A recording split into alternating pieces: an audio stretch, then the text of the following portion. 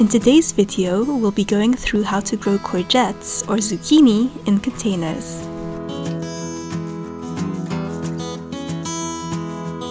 The first step is picking your seed. You can buy lots of different varieties of courgette seeds, from green to yellow, from smooth to ridged to stripy, and you can even get round ones. Another useful thing to know is that although most courgette plants have little prickly spikes on their stems, you can get courgette plants that are almost spineless. A variety called Aurelia is known for being almost spineless, so if you're sensitive to the courgette spikes, the Aurelia variety may be for you. Personally, I really enjoyed growing the yellow courgette varieties, because they taste just as good as the green ones, possibly being a little bit sweeter. And another thing I liked was that it was easier to spot the tiny baby courgettes growing against the green stems and leaves. Once you've got your courgette seeds, you'll want to decide how many plants to grow. One plant can give about 2 to 4 courgettes a week. For a family of 4, we grew 3 courgette plants, and that provided a good amount of courgettes for us. Store-bought seed packets will usually have more seeds than you'll need. If you're anything like me, you're probably wondering if there's some kind of secret to figuring out which seeds will be most likely to grow well for you. To pick the best seeds to sow, another grower told me that firm seeds are those that are most likely to be successful in germination. If you gently squeeze a seed and it has a little give in it and feels a little compressible, that seed may have slightly less chance of viability and germination than of a firm seed, so go for the firm-feeling ones. Courgette plants like warm weather, so definitely wait until after the last frost date before considering growing them outside. Generally, in the UK, the end of May or early June is a good time to plant them out. If you want, you can grow courgettes directly outdoors, but if you want to get a head start and start growing them before it's warm enough to put them outside, you can start them indoors and grow them inside for a couple of weeks until it warms up outside. To start your plants indoors, prepare some small pots or a seed tray for seed starting. Make sure that your pot or seed tray is made of a food-safe material. If your pot is made of plastic, check the little number underneath the pot. Most pots should have the number 5 or the letters PP on them, which means they're made of polypropylene. That's one of the safest kinds of plastics to go for. Also, make sure your pot or seed tray has drainage holes in the bottom, so that the soil will be able to get rid of any excess water if necessary. Without drainage holes, the seed has a higher risk of being overwatered, which increases the risk of it rotting and dying before it can grow. The pot or seed tray cell should be large enough to support the young seedling. I used a 12 centimeter or 5-inch diameter sized pot, but you can get away with smaller sized pots or cells too.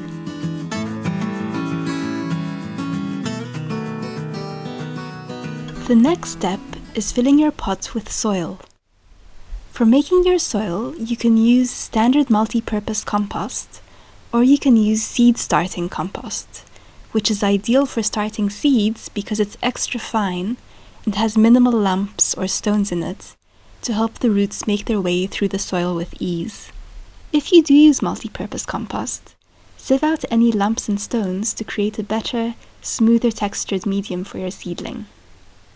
Besides the difference in texture, another difference between multi-purpose and seed-starting compost is that the seed-starting compost is often lower in nutrients compared to multi-purpose compost. You don't need a lot of nutrients for seed starting, because the seed contains all the nutrients needed to start the plant off.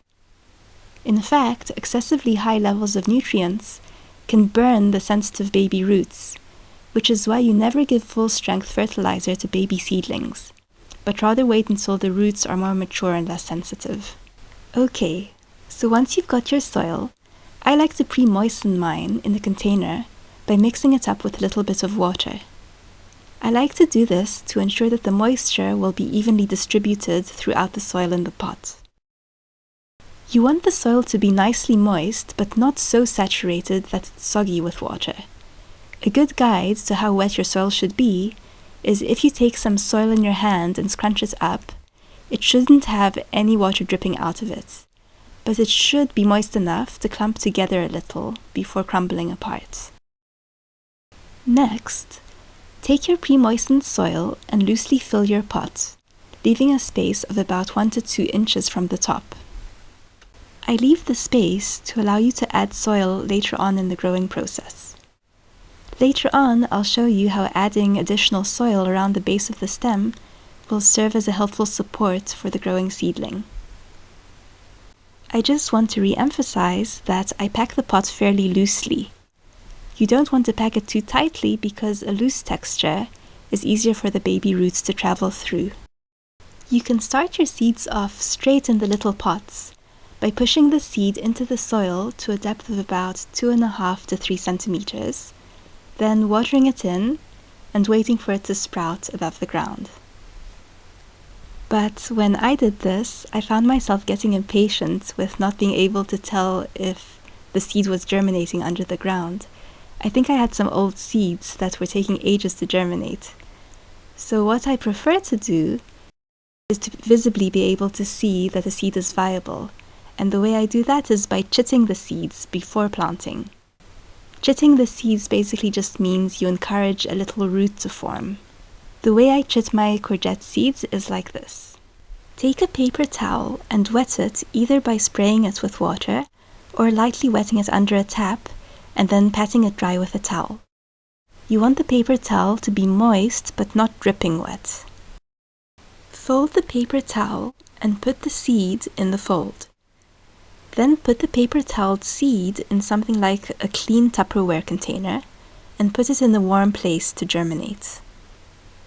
Generally, a temperature of around 13 to 25 degrees Celsius, that's 55 to 77 degrees Fahrenheit, is needed for the courgette seed to germinate. The ideal is around 20 degrees Celsius or 68 degrees Fahrenheit. Usually, within about 24 to 48 hours, you should be able to see a little root forming from the seed, which means that the seed has germinated. Mine took about 33 hours. At this stage, you can take the seed, being careful not to touch the root just in case so that you don't damage it, and then you can plant it in your pot. If your root has accidentally gotten embedded into the paper towel, don't try to prise the roots off because that might accidentally rip the roots. Instead, just rip the paper towel around the seed and sew the seed with that little bit of paper towel. To plant your chitted seed, make a little 2.5 to 3 centimeter deep hole in the soil and plant the seed there, covering it over with soil. You can tap the soil gently into place, but don't compact it too much to allow the baby shoot to easily break through the soil. Water the seed in with a gentle little sprinkle of water. A big slosh of water could knock the seed out of its position, so gently does it. You don't need too much water if you've already pre-moistened the soil. Place the pot in a warm sunny windowsill. A south-facing windowsill tends to be most sunny, so that's ideal. Throughout the seed starting and seedling stage, keep the soil well moistened but not too wet. Overwatering is one of the most common culprits for seedling failure.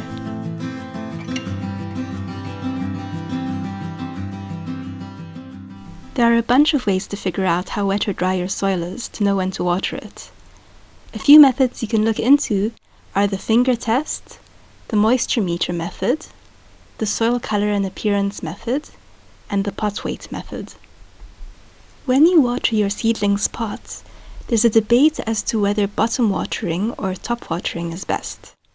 You can read up about it, but personally I use the bottom watering technique in the hope of encouraging a growth of deeper growing roots, which would better stabilize the plant in the future.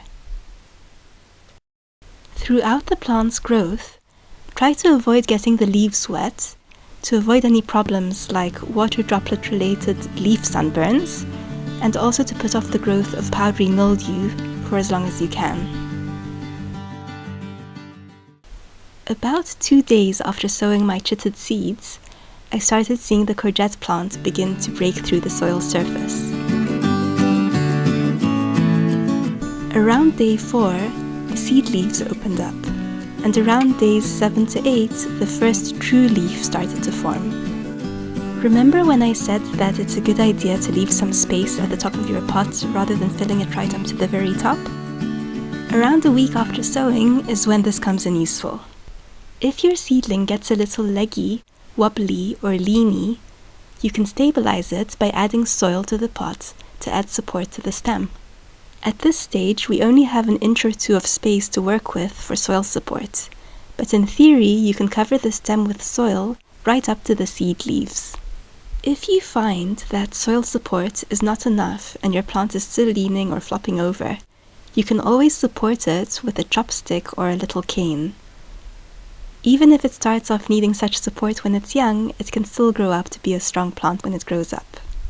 When your seedling is growing on your windowsill, watch out for days when the sun is extraordinarily strong. Although plants like the sun, if the sun is too hot and intense, it can be too much for the tender baby plant.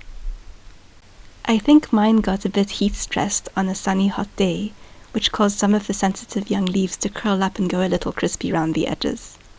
So don't be afraid to move the pot to a slightly less sunny windowsill on days when the sun is really, really strong and hot.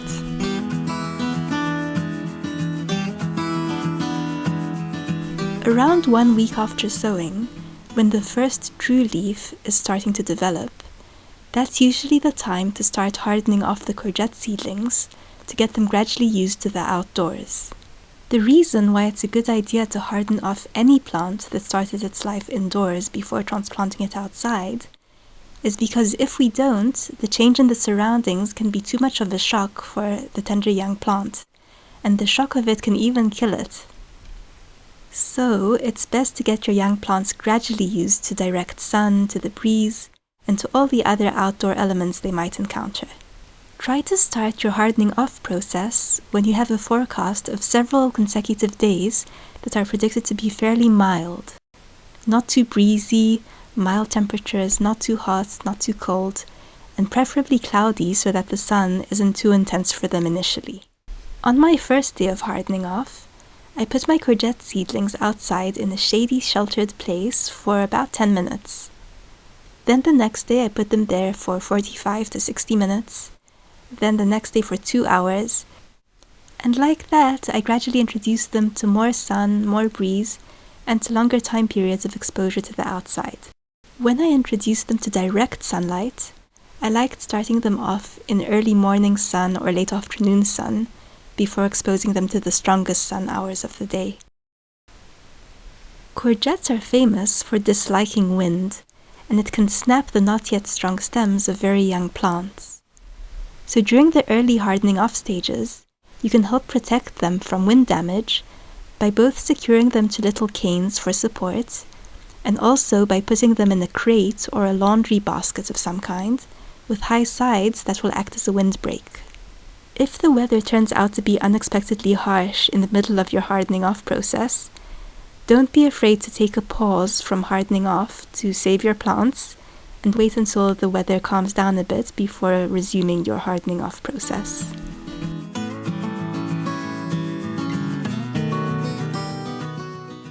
As you leave your plants outside more and more, you'll see them green up, as their stems and leaves will go a more dark green, vibrant color, and their stems and leaves will also become a little thicker, a little stronger, and less fragile.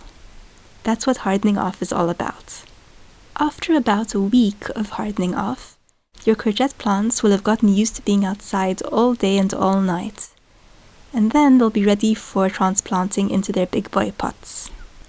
As your courgette plant grows, around day 20 to 30, it's normal for the seed leaves to start getting old and die, since they've served their purpose, so don't worry if you see that happening. A good time to transplant your plants is in the late afternoon or evening, because transplanting is a little bit stressful for plants, and the later hours of the day allow you to minimize other challenges like heat or bright sunlight, and that helps to make the move easier on them. They'll then have the night to rest, recuperate, and get used to their new home. Courgette plants need a lot of space, so the bigger the pot you can find, the better. I used a 50 centimeters or 20-inch sized pot, which took about 60 liters or 15 gallons of compost, and that worked out really well. Because it's all I had at hand at the time, I also tried a smaller 40 centimeter or 15-inch pot that only took 45 liters of compost, and the courgette plant in that smaller pot didn't do as well as the others, so I'd really recommend using a bigger pot if you can, at least 50 centimeters or 20 inches if you can.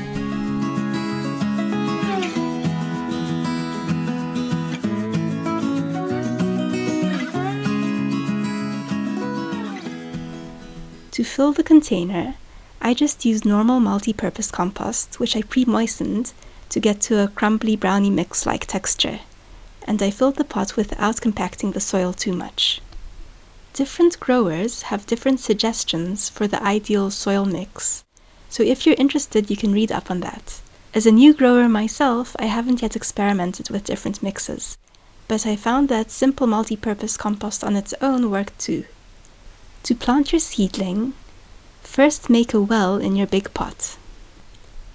To remove the seedling from its little pot, turn the pot over, being as gentle and careful as you can, not to put pressure on the stem or leaves. Gently coax the plant out of its pot and place it into its new home, tucking it into place by pushing the soil around the plant. You can add soil up to the seed leaves, but be careful not to bury the growing tip. At this stage, if you plan on growing your courgette vertically, now's a good time to put your supporting stake or cane into the ground next to the courgette. Adding about 1-inch layer of mulch over the top of the soil should help the soil to conserve its moisture levels, slowing down the evaporation that happens in the sun, in the breeze, and in warm weather. And this should prevent the soil from drying out too quickly. So hopefully this will mean you won't have to be watering the plant quite as often as you would otherwise. I used a straw mulch or a strulch. When you add your mulch, it's important to leave a collar of space between the stem and the mulch to allow good air circulation and good light exposure around the base of the plant. Try to avoid any parts of the plant from touching the mulch. After transplanting, the next step is watering in your plant. I did this before putting on the mulch, but some people do it afterwards. And then all you have to do is put your pot in a sunny spot in your garden, and your courgette plant is ready for the next stage of its life. An advantage of having your courgettes in containers is that if you have a heat wave when it's too hot for the plants to be in direct sun, you can move the pot to a shadier spot to prevent the plant from getting too stressed. The same goes for days when you have really strong winds, which courgettes dislike since they are quite tender plants whose leaves and stems can be snapped by the strong winds. If you get a day that's very gusty, you can move the pot to a more sheltered position, and that should protect them.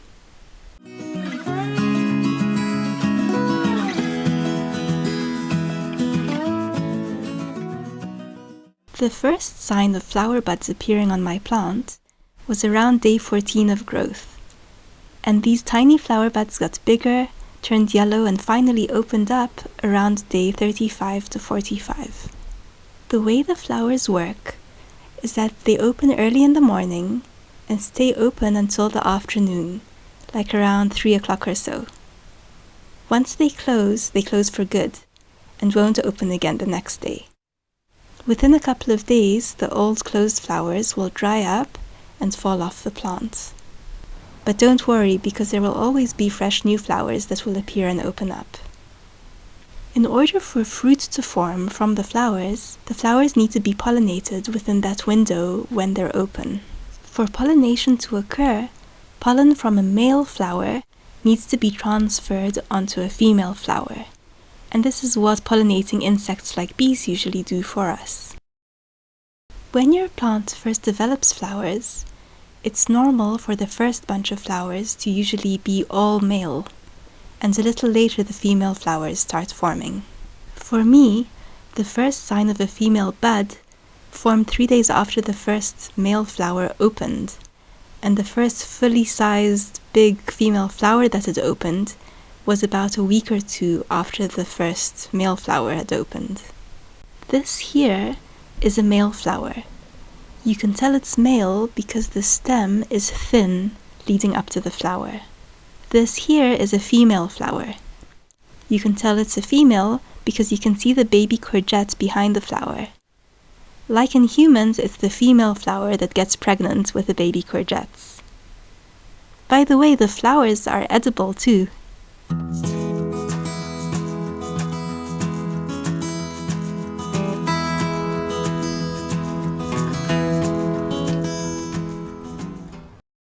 You can rely on the bees and other pollinators to pollinate the flowers for you, but sometimes they may not pollinate every single female flower.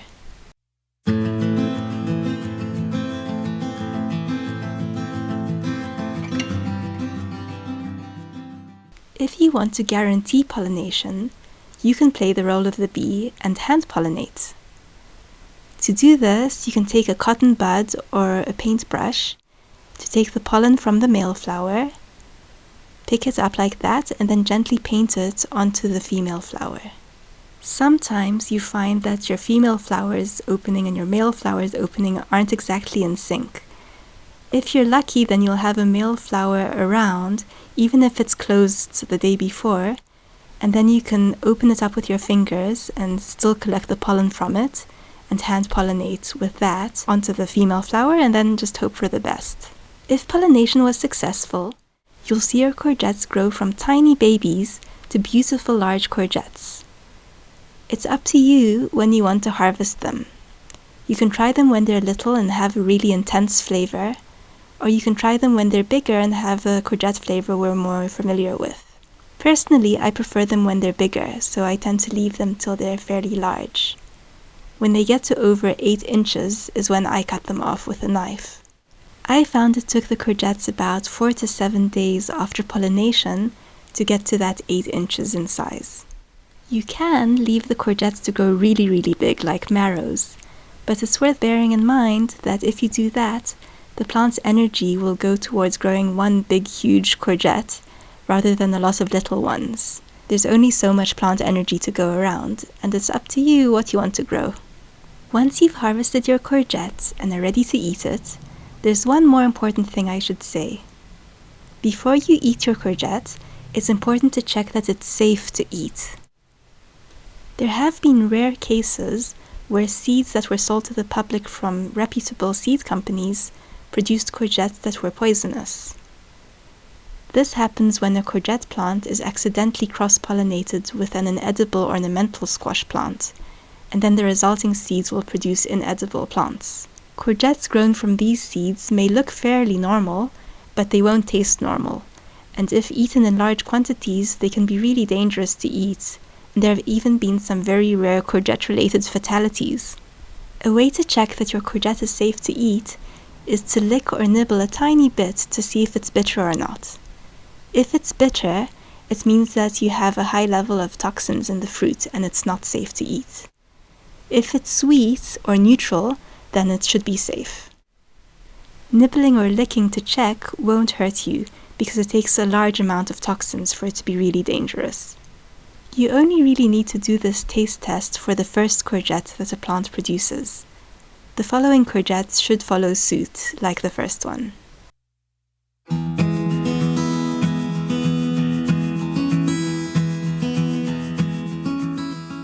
For taking care of your courgette plants, you'll want to make sure that they get enough water regularly.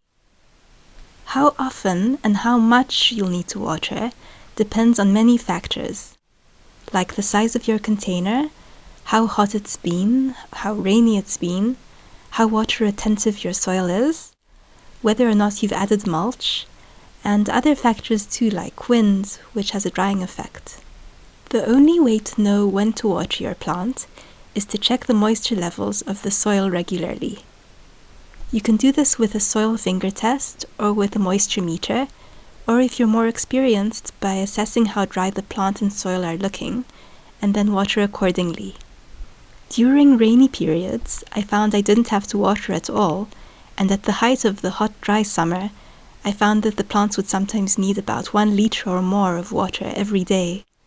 So it really varies depending on your conditions.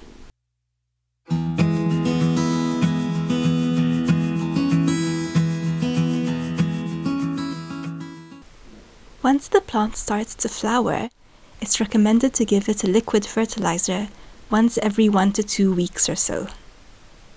A good fertilizer for courgettes is a readily available water-soluble one. Something like a liquid tomato feed, like Tomarite, is good, and it can be alternated with homemade comfrey fertilizer, or liquid seaweed fertilizer, or fish emulsion fertilizer, or you could use an NPK fertilizer, which is what I ended up doing. The NPK in NPK fertilizers stands for the chemical symbols nitrogen, phosphorus, and potassium. Potassium, or as some people refer to it in the gardening community as potash, is the nutrient that helps the courgette's fruit and flowers grow. The nitrogen helps the leaves and buds grow, and the phosphorus helps the roots grow. I've read that for courgettes, it's recommended to use a balanced NPK fertilizer, which means that the numbers are all about the same. So for example, something between 5-5-5 and 10-10-10 would be good. If you get an NPK fertilizer that's really high in nitrogen and isn't very balanced, it would make the leaves grow a lot, which is great for green leafy vegetables, but wouldn't be great for courgettes, where you want the fruit to be the main thing growing, not the leaves. So that's why the numbers and their ratios are important to pay attention to. I used an NPK fertilizer called GrowSure, which had NPK levels of 538, and this was the closest I could find to the recommended range, and I liked that it had a high level of potassium to encourage fruit growth. I'm sure there are other really good fertilizers out there that I haven't discovered yet. Let me know if you have any recommendations in the comments below. Every couple of weeks, I also like to give the courgettes a little calcium carbonate for extra calcium to prevent blossom end rot, which is a pretty common problem in courgettes. You can give them calcium by buying antacid tablets, which are made of calcium carbonate, then dissolve them in some water and give them calcium like that when you're watering them. I thought that about 700 to 800 milligrams of calcium per plant was a good dose to give.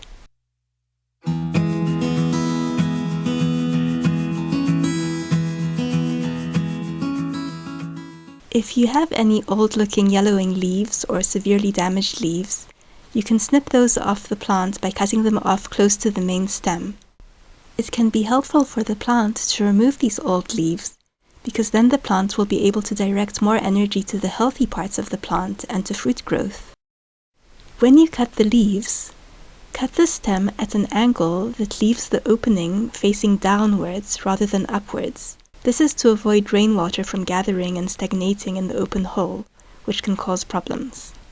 It's okay to trim away some of the leaves, but do remember to leave enough leaves for the plant to enable it to collect the sun's energy for photosynthesis.